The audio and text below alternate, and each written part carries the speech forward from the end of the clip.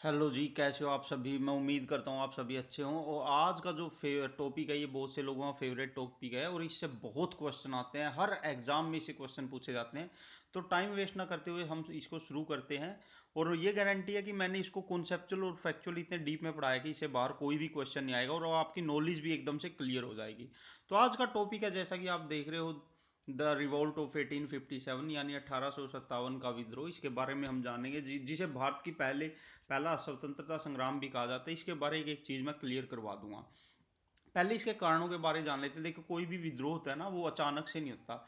उसकी जो जड़ें होती हैं ना, उसके पुराने टाइम में होती हैं, जो कि उसके कारण बने होते हैं। तो उन आर्थिक कारणों को, राजनीतिक और प्रशासनिक कारणों को हम जानेंगे। जो आर्थिक कारण थे, आर्थिक कारण में क्या हुआ था, अंग्रेज आने के बाद भारतीयों के काम धंधे ठप हो गए थे और श्रमिकों से उन्होंने बलपूर्वक परिश्रम करवाना शुरू कर दिया था। भारतीय जो जनता थी वो अनपढ़ थी और अनपढ़ होने के कारण क्या हुआ था कि उन्होंने वो ट्रीटी साइन करवा लेते थे, कागजात साइन करवा लेते थे और फिर उससे क्या करते थे, वो श्रमिकों से बलपूर्वक काम करवाते थे।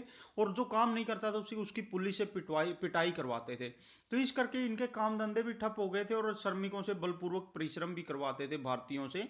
तो इस करके भी ये विद्रोह का एक कारण बना। और पहले क्या था, जैसे राजा महाराजा भी होते थे ना, वो जो भारतीय मानते थे अपने आप को, जब भी कोई अकाल या बाढ़ आता था ना, वो जनता की हेल्प करते थे, उनसे टैक्स नहीं लेते थे, उनके चीजें मुहैया करवाते थे। पर अंग्रेज तो इस देश के थे नहीं, वो तो यहाँ पे फायदा लेने आए थे। उन्होंने क्या किया, जब अकाल और बाढ़ आते थे ना, तो किसी प्रकार की कोई हेल्प नहीं करते थे। इवन वो क्या करते थे, बहुत ज्यादा टैक्स वसूली करते थे। इवन एक बार एक अंग्रेज अधिकारी ने कहा कि लोगों के पास अकाल के कारण कुछ भी देने को नहीं है टैक्स के रूप में, उनके पास सिर्फ घास है। तो जो अंग्रेज अधिकारी सीनियर था उसने बोला कि घास बहुत अच्छी चीज़ है, घास से ही उनको घास खिलाओ और उसी से टैक्स वसूल करवाओ।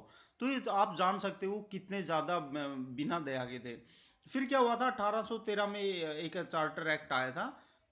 इन चार्टर एक्ट के बारे में भी हम बाद में पढ़ेंगे। इस 1813 के चार्टर एक्ट में क्या हुआ था, जो अंग्रेजों की मुक्त व्यापार की नीति आ गई थी। पहले क्या थी कि यहाँ पर सिर्फ एक ईस्ट इंडिया कंपनी थी, लेकिन इस चार्टर एक्ट से ब्रिटेन की कोई भी कंपनी या यूरोपियन कंपनी भारत में प्रवेश कर यहाँ पर व्यापार कर सकती थी। इससे क्या हुआ कि 1813 के बाद इतनी ज़्यादा कंपनीज आ गई भारतीय वस्तुओं को, जो और उन्होंने पछाड़ दिया। और जो जो तैयार माल लेकर आते थे, उसकी बजाय भारतीय वस्तुएं टिक नहीं पाती थी इस नीति के बाद में। भारत में जो अंग्रेजों का तैयार माल था, उसे इतना कर मुक्त कर दिया, जब वो भारत आता था उसके ऊपर कोई टैक्स नहीं लगता था और भारतीय वस्तुओं पर टैक्स लगाया जाता था। जिसके कारण भारतीय वस्तुएं भारत में भी महंगी थी और भारतीय माल यूरोप में भी बहुत ज़्यादा शुल्क पर बहुत ज़्यादा महंगा हो गया था। और जो अंग्रेजी माल था वो बिल्कुल टैक्स फ्री था। इस करके उन्होंने भारतीय जो बाजार था, भारतीयों का जो व्यापार था, उसको बिल्कुल पूरी तरह से ठप कर दिया। ठीक है। और फिर क्या हुआ, आपको पता है 1853 में डलहौजी के टाइम पे पहली रेल चलाई गई थी मुंबई से थाने थाने तक। जब ये रेल आई तो इससे पहले क्या था, भारत में जो बाजार था अंग्रेजों का, वो बड़े शहरों और छोटे शहरों तक था। लेकिन रेल सेवा आने के बाद उनका कम्युनिकेशन इतना मजबूत हो गया कि जो मतलब उनका सामान था वो गांव तक और दूर दराज के क्षेत्रों में भी जाने लगा। इससे क्या हुआ कि लघु उद्यम जो थे वो भी खत्म हो गए। विशेषकर कपास और जो रेशम थी का व्यापार था भारतीयों को, उससे उसको बहुत हानि हुई। ये दोनों पॉइंट याद रखना, रेल आने से कपास और रेशम को बहुत ज़्यादा हानि हुई थी। और मैं बता देता हूँ, खेती पर भी जो अंग्रेज थे उन्होंने भारतीयों की खेती पर बहुत ज़्यादा टैक्स लगाया था और खर्चा वो कोई करते नहीं थे। जिसके कारण किसानों की हालत भी बहुत ज़्यादा दयनीय थी। और विदेशी उद्योग आ जाने से क्या हुआ, यहाँ के कुटीर उद्योग, यानी कि जो यहाँ पे कुटीर उद्योग थे, छोटे उद्योग थे, मंझले उद्योग थे, वो खत्म हो गए। तो ये थे सभी आर्थिक कारण। अब चलते हैं अगली स्लाइड पे। राजनीतिक कारण, राजनीतिक कारणों में आपको पता है कि प्रभावी नियंत्रण उन्होंने भारत पर कर लिया था और भारतीय राजाओं को और यहाँ के शासकों को या फिर यहाँ के किसी भी वर्ग को ज़्यादा बोलने नहीं देते थे और अपनी मनमानी चलाते थे। सहायक संधि आपको पता है, मैंने पढ़ाई थी। सहायक संधि में उन्होंने जितने भी राजा महाराजा थे उनको एक तरह से अपना अर्ध गुलाम बना लिया था। और फिर व्यक्तिगत की संधि, जो कि लॉर्ड डलहौजी के समय आई थी, जिसे ट्रीटी ऑफ लैप्स भी कहा जाता है। इस ट्रीटी ऑफ लैप्स में तो भारतीयों के मुंह पर उन्होंने ऐसा तमाचा मारा था, राजाओं के मुंह पर, आम भारतीय नहीं, भारतीय राजा महाराजाओं के मुंह पर ऐसा तमाचा मारा था। इस व्यक्तिगत के सिद्धांत में क्या था, ट्रीटी ऑफ लैप्स में, जिस किसी राजा के बच्चा नहीं हुआ है तो उसे बच्चा लेने नहीं दिया जाता था, गोद बच्चा लेने की मनाही थी। और उसके राज्य को अपने राज्य में मिला लिया जाता था। और यह लॉर्ड डलहौजी के समय पे आई थी। और सहायक संधि लॉर्ड वेल्जली के समय पे आई थी। ये दोनों के के नाम भी पूछ लेते हैं। और प्रशासनिक कारण में बता दूं, भ्रष्टाचार जो है अंग्रेजों की देन है। भ्रष्टाचार इतना फैल गया था अंग्रेजों के टाइम पे, आपको पता है, वो छोटे से छोटे और बड़े से बड़े काम के लिए पैसे लेते थे। और इतना ज़्यादा भ्रष्टाचार था, इस भ्रष्टाचार के कारण जो भी अधिकारी या सैनिक अंग्रेज यहाँ से वापस ब्रिटेन में जाता था, उसकी जो लाइफ होती थी वहाँ के लोगों की लाइफ से भी 100 गुना बेहतर होती थी। वो वहाँ के बहुत ही रिच लोगों में आते थे जो भारत में जॉब करके जाते थे। तो ये सब भ्रष्टाचार के कारण ही हुआ था, और इस भ्रष्टाचार के कारण आम आदमी की जिंदगी बहुत त्रस्त हो गई थी। और आगे सामाजिक और धार्मिक कारण, एक तो भारतीयों के साथ सामाजिक कारण ये था कि जो अंग्रेज थे अमानुषिक व्यवहार करते थे, बुरी तरह से उनको मारते थे, पीटते थे, उनको जलील करते थे। ऐसा व्यवहार पशुओं के साथ किया जाता है, ऐसा व्यवहार वो करते थे। काले और गोरे का भेद आपको पता होगा, काले गोरे का बहुत वो भेद करते थे। वो मतलब इंडियन लोगों को काले बोलते थे और उनकी रिस्पेक्ट नहीं करते थे, और बहुत जगह तो इनकी जाने पे भी मनाही थी।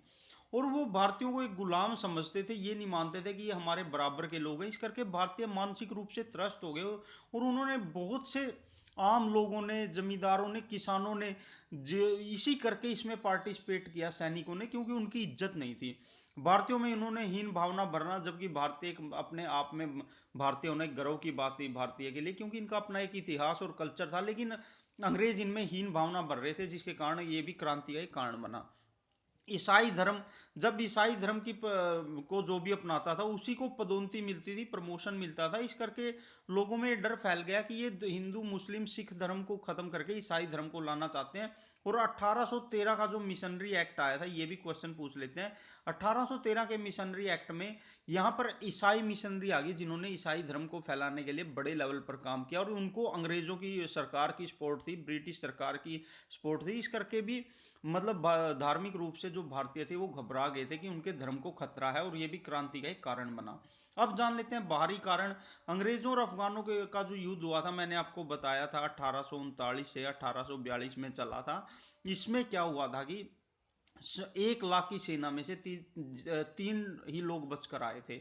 और उन 3 लोगों में भी एक डॉक्टर था, और 2 पागल हो चुके थे। और उस डॉक्टर ने बताया था कि वहां पे एक्चुअल में क्या हुआ था। तो इससे आप जान सकते हैं कि इस अंग्रेज अफगान युद्ध से भारतीयों के मन में भी एक मैसेज गया कि हाँ, जो अंग्रेज हैं ये अनडिफिटेड नहीं है, मतलब इनको हराया जा सकता है। और अंग्रेज जो सिख युद्ध हुआ, भले ही इसमें अंग्रेज जीत गए थे, लेकिन अंग्रेजों को सिखों ने 2 बार बैकफुट पर डाला, और इतनी भयंकर लड़ाई हुई, इतनी बुरी तरह से मतलब लड़ाई हुई कि अंग्रेज भी घबरा गए थे। और खुद भारतीय जनता को ये पता चल गया था कि हाँ, अंग्रेजों को हराया जा सकता है। और क्रीमिया के युद्ध में भी अंग्रेजों की हार के बाद एक मैसेज चला गया था कि हाँ, इनको हराया जा सकता है। पता, कहीं पे कोई भी राज करता है ना लंबे टाइम तक, तो लोगों के मन में धारणा बैठा दी जाती है कि राज करने वाला अनडिफिटेड है। लेकिन अगर उनको हल्का सा भी कोई हरा देता है, तो आसपास के लोगों में ये भावना आ जाती है कि हाँ, इनको भी हराया जा सकता है, और अगर सही से चलें तो इनको हरा सकते हैं। एक ये अफवाह फैल गई थी कि 100 वर्षों का शासन था अंग्रेजों का, यानी कि 1757 में प्लासी के बाद उनका शासन फैला था, और 1857 तक ही इनका शासन था। धर्म गुरुओं ने इसमें विशेष काम किया, और अब इनका शासन खत्म होने वाला है, क्रांति करो और इनको यहाँ से भगाओ। और जो एनफील्ड राइफल थी, एनफील्ड राइफल जो लाई गई, कि राइफल का नाम भी पूछ लेंगे, जिसपे जो तुरंत यानी कि क्रांति का तात्कालिक कारण बना है, कौन सी चीज थी और उस राइफल का क्या नाम था। तो एनफील्ड राइफल थी, ठीक है। जिसमें यह बात फैली कि इसमें गाय और सुअर की चर्बी है, जिसको कि मुंह से छीलना पड़ता है। आपको पता है, गाय हिंदुओं के लिए पवित्र है, और सुअर को जो है, मतलब सुअर का जो मीट है या सुअर है जो, वो मुसलमानों के लिए एक तरह से ऐसी चीज है जिसको वो टच नहीं कर सकते, या अपवित्र है। मुसलमानों के लिए अवैधानिक है उसको छेड़ना। तो इस करके दोनों हिंदू और मुस्लिम कम्युनिटी के लिए एक तरह से ये एनफील्ड राइफल इनके धर्म की बेइज्जती थी। गाय, क्योंकि सुअर गाय है जो, वो हिंदू के लिए बहुत पवित्र है। गाय गाय को मोस्टली हिंदू माता मानते हैं। और सुअर के से दूर रहना या सुअर से छेड़छाड़ नहीं करना मुसलमानों के धर्म में है, यानी कि सुअर वर्जित है मुसलमानों के धर्म में। और इसमें दो एनफील्ड राइफल में दोनों की चर्बी थी, इस करके इसमें ये बहुत ज़्यादा मुद्दा उठ गया था, ठीक है। अब चलते हैं आगे। और जो ये गाय एनफील्ड राइफल थी, गाय और सुअर की चर्बी थी, जिसको मुंह से छीलना पड़ता था, हिंदू और मुस्लिम के लिए, दोनों के लिए एक तरह से ये बैन वाली चीज़ थी।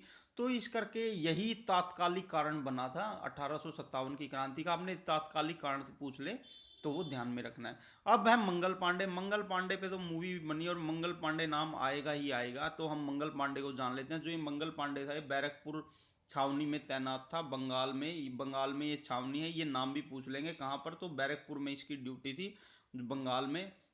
और 29 मार्च 1857 को इसने अपनी भारतीयों को जो मतलब नीचा दिखाया जाता था उससे तंग आकर इसने क्या किया, अपने वरिष्ठ अधिकारियों को गोली मार दी। ये डेट भी याद रखना, 29 मार्च 1857, ये 29 मार्च बहुत इंपॉर्टेंट है। और इसको 8 अप्रैल 1857 को फांसी दे दी गई सार्वजनिक रूप से, यानी ठीक 9 दिन बाद इसको फांसी दे दी गई, याद रखना 10 दिन बाद। ये 8 अप्रैल, सॉरी, ये 8 अप्रैल को इसको फांसी दी गई, ये डेट भी याद रखना। 29 मार्च को इसने अपने सीनियर को गोली मारी और 8 अप्रैल को इसको फांसी दे दी गई। ये दोनों डेट बहुत ज़्यादा इंपॉर्टेंट है। और ये 34वीं इन्फेंट्री में था, ये संख्या भी याद रखना, यानी जो इसकी बटालियन थी ये 34वीं थी। ये संख्या भी बहुत बार पूछ लेते हैं।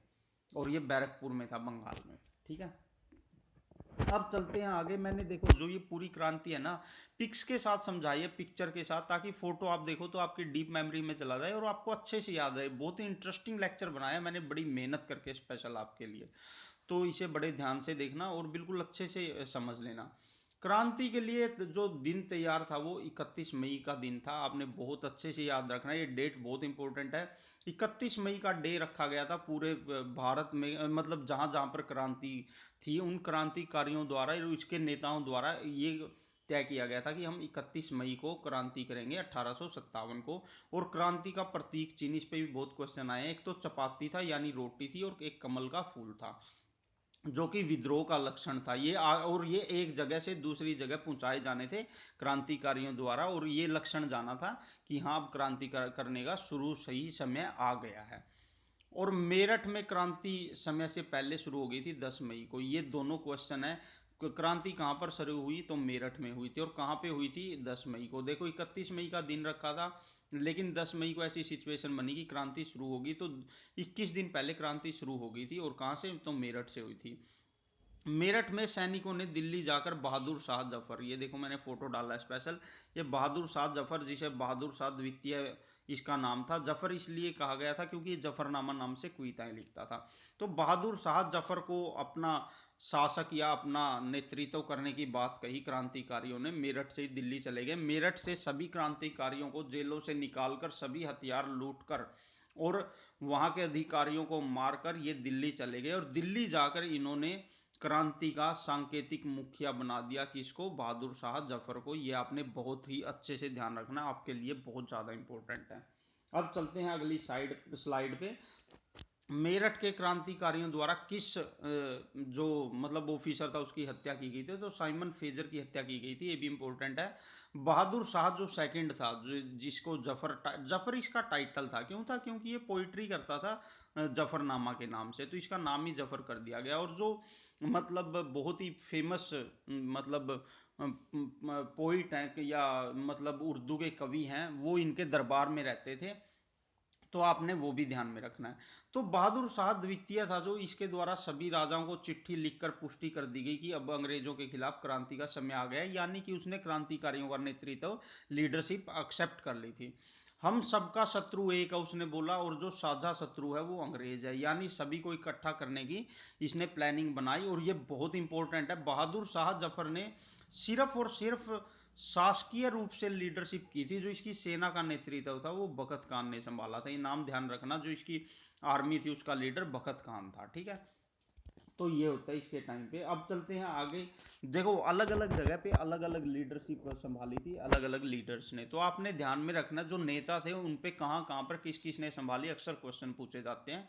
कानपुर में जो नाना साहेब थे, नाना साहेब ने क्रांति का बिगुल बजाया था, जो कि पुणे से निर्वासित होकर बिठूर कानपुर बैठ गए थे। यानी अंग्रेजों ने इनको जो पूना के पेशवा से के पद से हटाकर बिठूर कानपुर में बैठा दिया था। ये भी अंग्रेजों से नाराज थे और इन्होंने कानपुर में नाना साहब ने क्रांति का बिगुल बजा दिया, और तात्या टोपे जो थे वो इनके साथ में थे। ठीक है, नाना साहेब ने ही पहली बार नान ये भी पूछ लेते हैं कि कौन से राजा ने या किस इंसान ने शासक राजा ने सबसे पहले बहादुर शाह जफर को शासक माना था। तो नाना साहेब ने ही सबसे पहले बहादुर शाह जफर को शासक माना था कि आप क्रांति को लीड कीजिए। और नाना साहिब के क्रांतिकारियों के आगे डरकर सर व्हीलर ने आत्मसमर्पण कर दिया था। ये भी पूछ लेते हैं कि किस अंग्रेज ने नाना साहिब के सामने, एक ऑफिसर ने नाना साहिब के सामने आत्मसमर्पण कर दिया था, तो वो था सर व्हीलर। बहुत इंपॉर्टेंट है, याद रखना है। और मैं आपको बता दूं, मैंने स्पेशल है ना इसी इसी करके फोटो भी डाली है। देखो ये थे नाना साहब, जिनकी पर्सनैलिटी कितनी ज़बरदस्त है।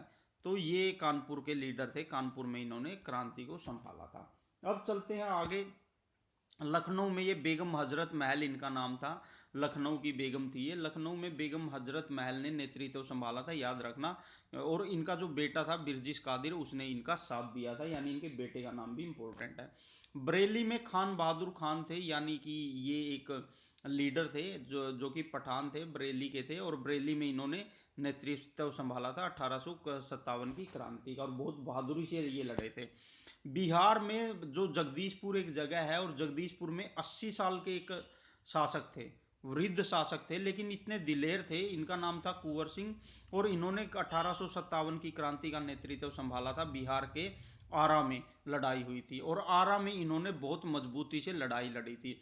यानी बिहार पे आ जाए या जगदीशपुर पे आ जाए, किसने नेतृत्व संभाला, तो कुंवर सिंह ने संभाला था। वृद्ध शासक थे बेशक, लेकिन इन्होंने बहुत ही मजबूती से फाइट लड़ी थी।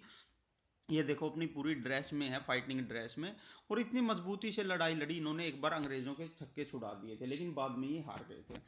इलाहाबाद जो जगह है, जिसको आज प्रयागराज इसका नाम रख दिया गया है, तो मतलब अभी इसका नाम प्रयागराज है, बहुत और भी इंपॉर्टेंट हो जाता है। तो 1857 की क्रांति में इलाहाबाद में लियाकत अली, ये देखो ये लियाकत अली है। तो इलाहाबाद में लियाकत अली ने जो नेतृत्व संभाला था। और फैजाबाद में क्रांतिकारियों का नेतृत्व मौलवी अहमदुल्ला ने संभाला था। ये बहुत इंपॉर्टेंट है। ये सॉरी, ये मौलवी अहमदुल्ला है।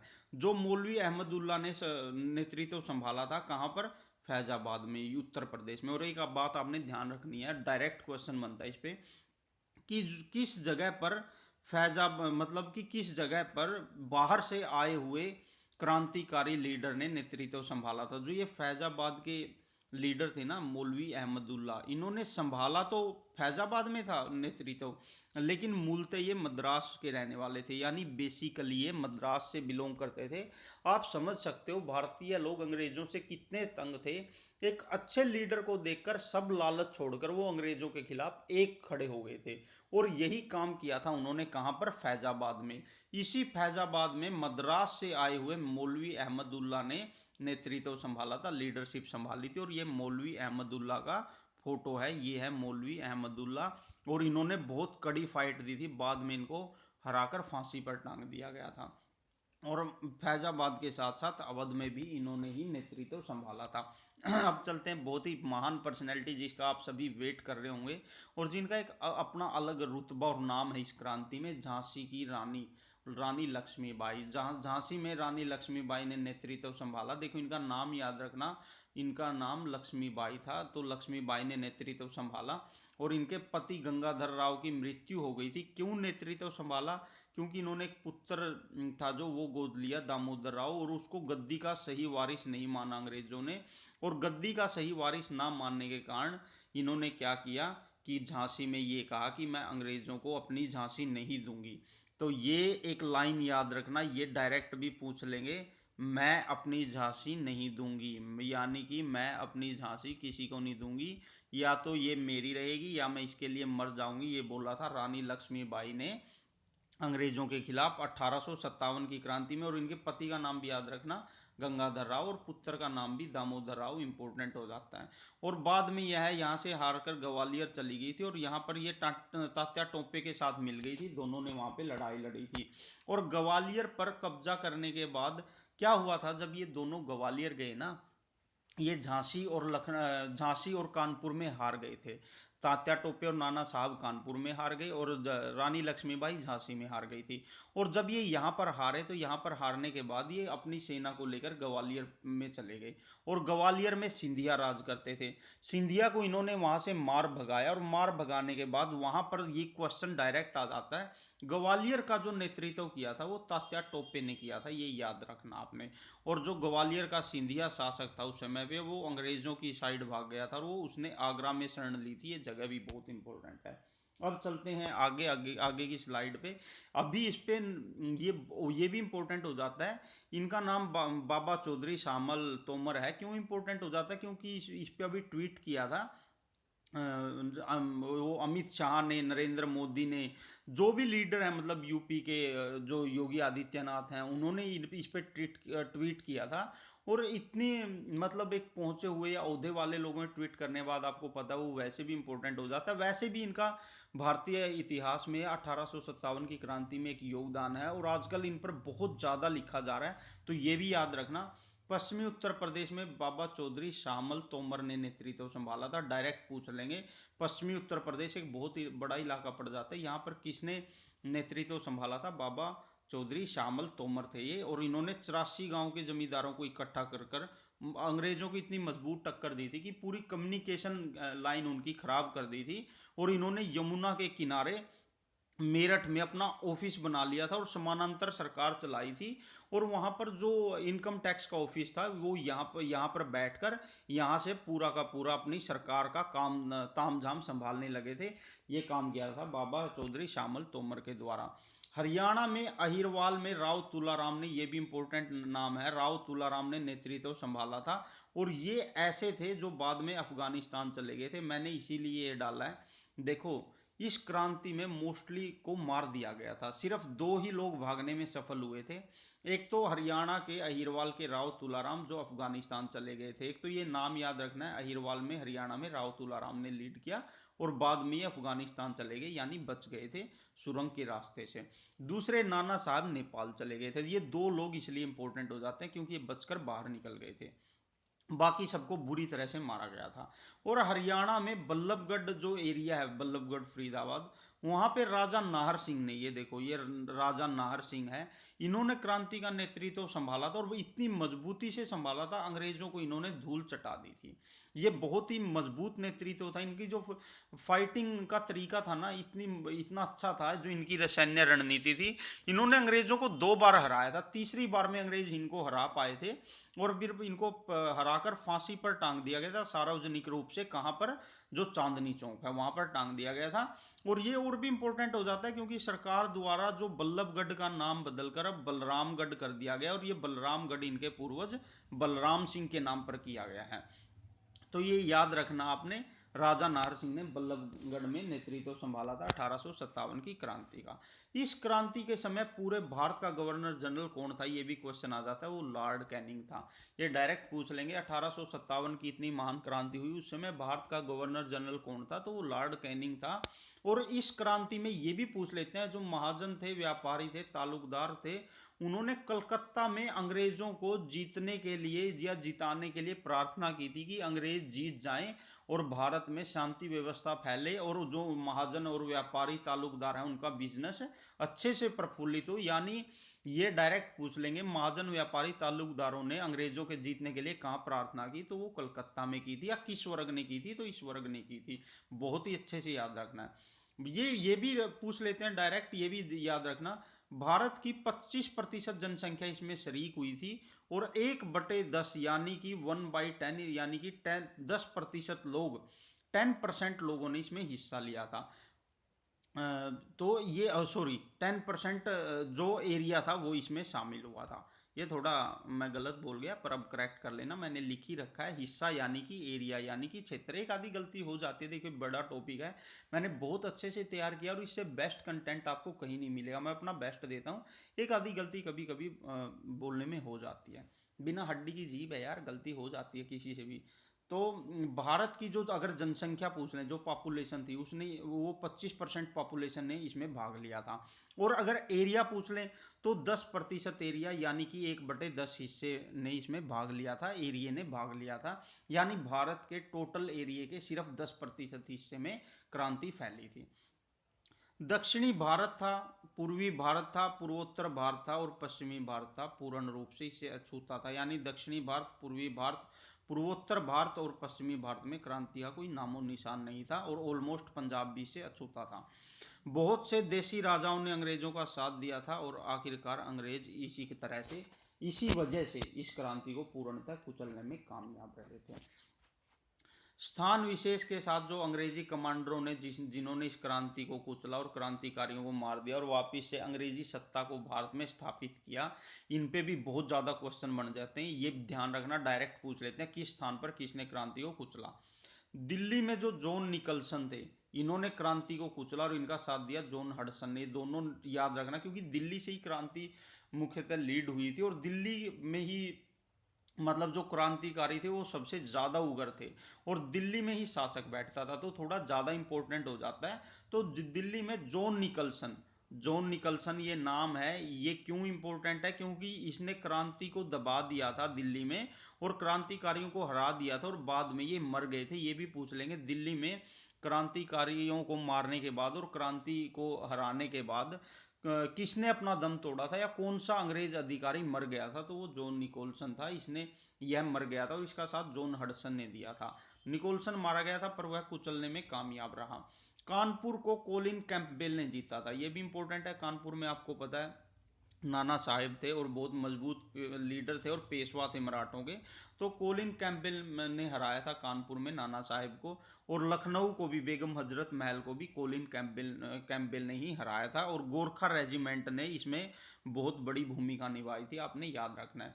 जगदीशपुर को जो हराया था विलियम टेलर और विंसेंट आयर ने हराया था। आपको पता है जगदीशपुर जो कि कुंवर सिंह के नेतृत्व में लड़ रहा था, उसको विलियम टेलर और विंसेंट आयर ने जीता। इलाहाबाद और बनारस को जेम्स नील ने जीता। यानी इलाहाबाद और बनारस में जेम्स नील ने लड़ाई जीत ली थी और क्रांतिकारियों को हरा दिया था। फैजाबाद को जनरल रेनाल्ड ने जीता और झांसी में नील ह्यूरोज ने जीता। ये बहुत इंपॉर्टेंट है, याद रखना, क्योंकि झांसी पे बहुत ज़्यादा क्वेश्चन बनते हैं। तो रानी लक्ष्मीबाई जो कि झांसी की रानी थी और जिन्होंने ये कहा था मैं अपनी झांसी नहीं दूंगी, उस जगह पे कब्जा किसने किया था? नील हुरोज ने किया था। उन्होंने झांसी रानी लक्ष्मीबाई को हरा दिया था। ये मैंने पहले ही बताया था आपको, दोबारा रिपीट कर देता हूँ। नाना साहब बचकर जो नेपाल भागने में सफल हो गए थे, और जो बहादुर शाह जफर था उसको रंगून भेज दिया गया, यानी उनको कैद कर लिया गया। रंगून जो कि म्यांमार बर्मा में। ये हमारे लिए इम्पोर्टेंट हो जाता है क्योंकि नरेंद्र मोदी जो पीएम है हमारे देश के, वो जब बर्मा गए थे तो जो रंगून है बहादुर शाह जफर की वहाँ पर कब्र थी, उस पर ये शीश झुका के आए थे, उनको नमन करके आए थे, क्योंकि क्रांतिकारियों में इन्होंने काफ़ी अच्छा योगदान दिया था और देश की आज़ादी के लिए ये लड़े थे। क्योंकि 1857 की क्रांति को भारत का पहला स्वतंत्रता संग्राम कहा जाता है, मोस्टली भारतीय इतिहास के द्वारा। तो बहादुर शाह जफर जो कि रंगून, उनको भेज दिया गया था कैद करके म्यांमार में। ये भी पूछ लेंगे किस देश में? तो म्यांमार में। और ये याद रखना, नाना साहब बचकर नेपाल भाग गए थे और राव तुलाराम अफगानिस्तान बचने में सफल रहे और उनकी वहीं पर मृत्यु हो गई थी बहादुर शाह जफर की। और ये मुगल वंश के अंतिम शासक थे, ये भी पूछ लेंगे। मुगल वंश के अंतिम शासक कौन थे? बहादुर शाह जफर या बहादुर शाह द्वितीय। और ये जफरनामा के नाम से कविताएं लिखते थे। इनके जो 4 पुत्र थे उसमें 2 को अंग्रेजों द्वारा बंदी बनाकर मार दिया गया था, ये भी ध्यान रखना। और ये बहुत इंपॉर्टेंट है, इनकी मुखबरी इनकी पत्नी जीनत महल के द्वारा की गई थी। यानी इनकी खुद की पत्नी ने, जो बहादुर शाह जफर थे, उनके खिलाफ मुखबरी की थी, तभी अंग्रेजों को इससे काफ़ी फायदा हुआ और वो इनको हराने में कामयाब हुए। झांसी की रानी के बारे में एक बहुत इंपॉर्टेंट लाइन है, ये व्यक्ति का नाम भी पूछ लेते हैं। जो नील ह्यूरोज ने, जिसने झांसी पर कब्जा किया था, वो झांसी की रानी लक्ष्मीबाई से इतना प्रभावित हुआ था, उसने एक स्टेटमेंट दी थी कि यहाँ पर जो औरत सोई हुई है वह क्रांतिकारियों में एकमात्र मर्द थी। देख रहे हो मतलब कि उसने कितनी गजब की स्टेटमेंट दी, उनकी वीरता से प्रभावित होकर, उनकी ब्रेवरी से प्रभावित होकर कितनी गजब की स्टेटमेंट दी नील हीरोज ने। उन्होंने इनका इतना सम्मान किया रानी लक्ष्मीबाई का कि यहाँ पर जो लेडी सोई हुई है वो क्रांतिकारियों में अकेली मर्द थी, इतनी बहादुरी से लड़ी थी। क्रांति असफल होने के कारणों पे भी आपको पता बहुत बार क्वेश्चन पूछ लिए जाते हैं। एक तो यह क्रांति समय से पहले शुरू हो गई थी, आपको पता है 31 मई का दिन रखा था और यह 10 मई को शुरू हो गई थी। तो पूरी तरह से अपने आप को ये प्रिपेयर नहीं कर पाए थे, समय से पहले शुरू होने के कारण यह असफल हो गई थी। और अंग्रेजों के पास बेहतरीन संचार व्यवस्था और हथियार थे, आपको पता उनके पास बेहतरीन तोप होती थी, बेहतरीन रूप से उनके पास गोला बारूद और बेहतरीन जो बंदूकें थी वो होती थी, वो पूरे वर्ल्ड पे राज कर रहे थे। और क्रांतिकारियों के पास लिमिटेड सोर्सेज थे, यानी कि बहुत ही कम संसाधन थे जिन्हीं के बेस पर उनको लड़ना था। तो इस करके वो अंग्रेजों का की टक्कर नहीं ले सके और वो हार गए।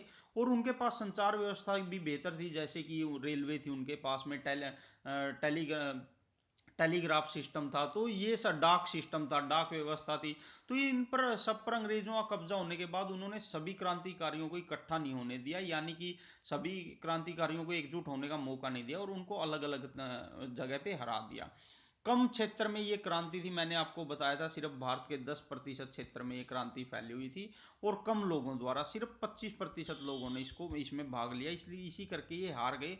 अगर पूरा भारत इसमें होता तो हो सकता था इतिहास कुछ और होता। इनके पास साधनों का भी अभाव था, यानी कि पैसे का और जो बंदूकों का और ये तोप खाने का, इन सब चीज़ों का अभाव भी था क्रांतिकारियों के पास। और इसमें सभी सैनिक नहीं थे, इसमें किसान मजदूर सभी वर्ग के लोग थे, इस करके इनके ये ज़्यादा मतलब एक नॉर्मल जो अंग्रेज़ों से तंग हुए लोग थे वो अपनी मानसिक शांति या फिर आप ये कह सकते हो अपनी आत्मा के बल पर इसमें लड़ रहे थे। मैं इस क्रांति का और इस इन क्रांतिकारियों का बहुत सम्मान करता हूँ कि अंग्रेजों को उन्होंने बहुत अच्छी टक्कर दी और ये एक तरह से पहला स्वतंत्रता संग्राम ही था। पर प्रैक्टिकली हम देखें तो उनके पास बेचारों के पास साधनों संसाधनों का अभाव होने के कारण वो हार गए। और बहुत से देसी राजा भी इस क्रांति में अंग्रेजों के साथ थे, जैसे नाभा का, पटियाला का, ये सब जो देसी राजा थे, सिंधिया थे और जयपुर के राजा थे, ये सब जो राजा थे, राजस्थान के बहुत से राजा, जयपुर हो गया, बूंदी हो गया, ये सब जो राजा थे ये सब के सब अंग्रेजों के पक्ष में थे। इस करके पूरी जो फोर्स थी राजाओं की वो भी ना लगने के कारण अंग्रेज इस क्रांति में जीत गए। क्रांति के बाद की कोई रूपरेखा नहीं थी, यानी क्रांति के बाद में भारतीय क्या या क्रांतिकारी भारतीयों को कैसा शासन देंगे, वो क्या क्या सुधार करेंगे, कोई उनके पास। अगर आपके साथ कोई तभी लगता है जब आप अपना रोड मैप दिखाओ कि ये मैं सफल हो गया तो बाद में ये सब अच्छाई के लिए करूंगा, लोगों की भलाई के लिए करूंगा। तो इस तरह की कोई रोड मैप या रूपरेखा क्रांतिकारियों के पास नहीं थी, इस करके भी लोग उनसे ज़्यादा जुड़ नहीं पाए। और इस क्रांति की सफलता अगर पूछे तो इसने हिंदू मुस्लिम एकता का परिचय दिया, इसमें गजब की हिंदू मुस्लिम एकता थी, आप देख रहे होंगे इसमें हिंदू और मुस्लिम दोनों ने बहुत मजबूती से एक दूसरे का साथ दिया और यह साबित कर दिया कि अंग्रेजों को हराया जा सकता है, क्योंकि बहुत जगह अंग्रेजों को इसमें डिफीट यानी कि हार का सामना करना पड़ा था। लोगों के मन में ये एक अच्छा मैसेज गया था कि हाँ इनको भी मजबूती से हराया जा सकता है, अगर हम पूरी आत्म बल और आत्मा की शक्ति से लड़ें तो इनकी हार निश्चित है। और ये क्रांतिकारियों ने बहुत ही महान काम साबित कर दिया था। जो क्रांति के बारे में धारणा और स्टेटमेंट दिए, देखो ये इतना इंपॉर्टेंट है ना, क्रांति के बारे में किस किसने क्या बोला इस पे अक्सर क्वेश्चन आ जाता है। LR रीज थे, इन्होंने बोला कि यह ईसाइयत के विरुद्ध धर्मांधों का विद्रोह था। ये अंग्रेज राइटर थे, अंग्रेज हिस्टोरियन थे, इन्होंने बोला था कि यह ईसाइयत के विरुद्ध धर्मांधों का विद्रोह था। और जॉन सीले ये भी अंग्रेजी और मतलब एक तरह से साम्राज्यवादी इतिहासकार हैं, इन्होंने कहा था कि जॉन सीले ने कि 1857 की घटना मात्र चर्बी वाले कारतूस थी। और ये बहुत बार पूछा गया है गदर की संज्ञा किसने दी थी, तो इसको गदर नाम जो दिया था वो जॉन सीले ने ही दिया था। ये RC मजूमदार हैं, ये भारतीय इतिहासकार हैं, इन्होंने कहा था राष्ट्रीयता का अभाव था इसमें और यह सैनिक युद्ध से बढ़कर कुछ नहीं था, यानी कि यह क्रांति सिर्फ एक सैनिक युद्ध था। और जवाहरलाल नेहरू ये बहुत इंपॉर्टेंट हो जाता है क्योंकि हमारे देश की एक बहुत मतलब जानी मानी पर्सनैलिटी है और ऊपर से पहले प्रधानमंत्री भी हैं। तो जवाहरलाल नेहरू ने इसने इसमें कहा था कि सन 57 का जो विद्रोह था, 1857 नहीं बोला था, देख रहे हो 57 का विद्रोह बोला था, तो इससे भी आप इनकी इसकी पहचान कर सकते हो, मतलब अगर क्वेश्चन बनता है तो 57 का जो विद्रोह था वह एक सिपाही विद्रोह नहीं बल्कि स्वतंत्रता प्राप्ति हेतु संगठित भारतीय जनता का संग्राम था। वीडी सावरकर जो है इन्होंने बोला था 1857 का विद्रोह सब धर्म और राजस्व के लिए लड़ा गया स्वतंत्रता संग्राम था, स्वतंत्रता संघर्ष था। 1857 का विद्रोह मुसलमानों के षड्यंत्र का परिणाम था, जेम्स आउटरम ने बोला था। देख रहे हो भारतीय जो इतिहासकार हैं इसको स्वतंत्रता संघर्ष कह रहे हैं क्योंकि वो समझ सकते हैं कि मतलब किस हद तक हमने क्रांति में जुनून फूका था। और जो अंग्रेज इतिहासकार हैं वो इसको मतलब नॉर्मल दिखा रहे हैं, तो आपने ऐसे भी पहचान कर लेनी है। और जो आगे की जो स्टेटमेंट है अतहर अब्बास रिजवी, ये आजकल बहुत ज़्यादा चर्चा में है, तो इसको भी आपने गौर देना है। 1857 का विद्रोह भारत की पवित्र भूमि से विदेशी शासन को उखाड़ने का प्रयास था, ये देख रहे हो, ये बोला था अतहर अब्बास रिजवी ने। विपिन चंद्र बहुत ग्रेट राइटर हैं और आपको पता है कि इनकी बुक भी जो मॉडर्न हिस्ट्री के लिए बहुत ज़्यादा फेमस है, तो इनकी स्टेटमेंट मायने रखती है। विपिन चंद्र ने कहा था विदेशी शासन से राष्ट्र को मुक्त कराने का देशभक्ति पूर्ण प्रयास था यह 1857 की क्रांति। और देखो जितनी भी फॉरेन की या बाहरी देशों की या ब्रिटिश की पर्सनैलिटी हुई है, सिर्फ एक बेंजामिन डिजरायली ऐसे मतलब इतिहासकार या नेता थे जिन्होंने इस क्रांति के पक्ष में भारतीयों की सराहना की थी। तो ये बहुत इंपॉर्टेंट स्टेटमेंट हो जाती है। बेंजामिन डिजरायली ने बोला था 1857 का विद्रोह सचेत सहयोग से उपजा राष्ट्रीय विद्रोह था, यानी कि यह एक राष्ट्रीय विद्रोह बता दिया था बेंजामिन डिजरायली ने, जो कि भारत देश से बाहर की पर्सनैलिटी हैं और एक जानी मानी पर्सनैलिटी हैं, तो इम्पोर्टेंट हो जाती है क्योंकि उन्होंने भारत के फेवर में ये स्टेटमेंट दी थी।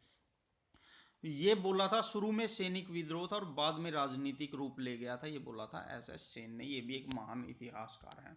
अब चलते हैं आगे। इस क्रांति के बाद है ना भारतीय शासन प्रशासन और राजनीति में बहुत ज़्यादा चेंजेस आए थे, और वो चेंजेस आने के जो परिणाम आए थे उन्हें क्रांति के रिजल्ट बोला जाता है। तो हम इसके बारे भी जान लेते हैं, इस पे भी बहुत क्वेश्चन आते हैं, बहुत इंपॉर्टेंट स्लाइड है ये। 1857 की जो क्रांति के परिणाम थे, एक तो इसमें जो कंपनी शासन था, यानी आपको पता है पहले ईस्ट इंडिया कंपनी शासन कर रही थी, तो जो ईस्ट इंडिया कंपनी का शासन था वो खत्म हो गया था। एक तो बहुत ज़्यादा इंपॉर्टेंट ये है, यानी कंपनी शासन खत्म और ब्रिटिश क्राउन यानी ब्रिटिश ताज का शासन शुरू हो गया था। और जो पहले गवर्नर जनरल बनाए जाते थे, मैंने आपको बताया था जो भारत का गवर्नर जनरल था उस टाइम पे वो था लॉर्ड कैनिंग। और इस क्रांति के बाद में गवर्नर जनरल के पद को खत्म कर दिया गया था और वायसराय का एक पद आया था, ये ध्यान रखना है। और पहले वायसराय भी लॉर्ड कैनिंग को ही बनाया गया था क्योंकि उनको तजुर्बा था और उन्होंने क्रांतिकारियों को हरा दिया था, इस करके लॉर्ड कैनिंग ही फर्स्ट वायसराय बने, ये भी इंपॉर्टेंट है। और भारत में एक भारत सचिव का पद बनाया गया जो कि भारत से रिलेटेड नीतियों को प्रभावित करता था। और सेना जो थी, जहां जहां पर से भारतीय सेना अंग्रेजों से बहुत ज़्यादा थी, उस भारतीय सेना को कम किया गया और जो तोपखाना था उसमें अब सिर्फ अंग्रेजी सैनिक ही रह सकते थे या काम कर सकते थे। इसके बाद इन्होंने आपको पता है फूट डालो और राज करो की नीति शुरू कर दी थी, क्योंकि इसमें हिंदू और मुसलमानों ने गजब की एकता दिखाई थी। तो इसके बाद इन्होंने देखा इनमें कभी एकता ना हो तो फूट डालो और राज करो की नीति शुरू कर दी थी। और इसके बाद ये भी तय हुआ था कि जो रियासतें उनसे नरमी से पेश आया जाएगा। और जो ट्रीटी ऑफ लैप्स थी जो जिसके कारण ये सबसे ज़्यादा पंगा हुआ और जितने मतलब मजबूती से टक्कर दी इस ट्रीटी के कारण भारतीय क्रांतिकारियों ने, भारतीय जो क्रांतिकारियों के नेता थे उन्होंने। तो ये ट्रीटी ऑफ लैप्स, या ये ट्रीटी ऑफ लैप्स में क्या था, जिस राजा के बच्चा नहीं हुआ उस राजा को का राज्य छीन लिया जाएगा, यानी कि गोद लेने की मनाही थी। इस ट्रीटी ऑफ लैप्स को ख़त्म कर दिया गया और भारतीय रियासतों से आगे से नरमी से पेश आने की बात कही गई।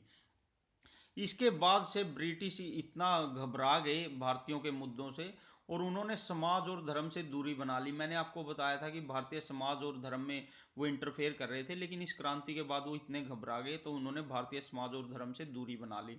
और उन्होंने देखा कि इस क्रांति में भूमिपति जमींदार और व्यापारियों और राजकुमारों ने उनका साथ दिया है। तो इस वर्ग को अपनी साइड करने के लिए उन्होंने भूमिपति जमींदार व्यापारियों और राजकुमारों को के संरक्षण की नीति अपनाई, यानी इनको हमेशा अपनी साथ रखा। और इस क्रांतिकारियों में मध्य वर्ग ने बहुत बिगुल फूका था, और मध्य वर्ग ही एजुकेटेड होता है सबसे ज़्यादा, और मध्य वर्ग ही नए नए विचार लेके आता है, यही गवर्नमेंट की पॉलिसी पे क्वेश्चनिंग करता है। तो 1857 की क्रांति में इसका योगदान था, और इसी आगे से इसने मध्य वर्ग को अपना दुश्मन मान लिया अंग्रेजों ने, और अंग्रेजों ने आखिरी समय तक मध्य वर्ग का पूर्ण रूप से बहिष्कार किया या विरोध किया। और अंग्रेजों की सेना को ब्रिटेन का दौरा करवाया जाता था, यानी कि जो भी ब्रिटिश सैनिक भारत में जॉब करने के लिए आते थे, बाद में उन्हें ट्रेनिंग पीरियड के बाद एक बार ब्रिटेन का दौरा करवा के और मजबूती दी जाती थी, और इसको लिंक्ड बटालियन कहा जाता था, याद रखना आपने। और जो किंग कमीशन होता है, जिसमें कि मजबूत सैनिक होते थे जिनके पास अथॉरिटी होती थी, अब इसमें सिर्फ अंग्रेज सैनिक जा सकते थे, पहले इसमें भारतीय भी थे किंग कमीशन में, तो याद रखना इसके बाद अब सिर्फ इसमें मतलब कि सिर्फ और सिर्फ अंग्रेज सैनिक जमा किए जाने लगे। और ये बहुत इंपॉर्टेंट है, याद रखना, इस क्रांति के खत्म होने के बाद और यहाँ पर ताज का शासन आने के बाद एक काम हुआ था। क्या हुआ था कि जब यहाँ पर ताज का शासन आया तो जो कंपनी के ईस्ट इंडिया कंपनी के सैनिक थे वो बहुत बेरोजगार हो गए, और उन्होंने क्राउन के शासन आने के बाद कंपनी के सैनिकों ने विद्रोह कर दिया था, तो जिसे व्हाइट म्यूटिनी या श्वेत विद्रोह कहा जाता है। तो श्वेत विद्रोह आ जाए तो क्या था, यानी कि भारत में ईस्ट इंडिया कंपनी का शासन खत्म होने के बाद जो बेरोजगार हो गए थे इसके वर्कर, उन्होंने जो इंग्लैंड की महारानी थी उनके खिलाफ विद्रोह किया था कि उन्हें उनकी जॉब दी जाए, तो इस विद्रोह को कहा जाता है श्वेत विद्रोह। ठीक है जी, ये था पूरा का पूरा आज की हिस्ट्री का डिस्कशन, और बहुत ही इंपॉर्टेंट टॉपिक मैंने पूरी तरह से कॉन्सेप्चुअल और फैक्चुअल आपको पढ़ाया है विद पिक्चर्स, यानी कि फ़ोटो के साथ, ताकि सब कुछ आपकी डीप मेमोरी में चला जाए। मैं उम्मीद करता हूँ आप सभी को ये सब पसंद आया होगा। जय हिंद, जय भारत।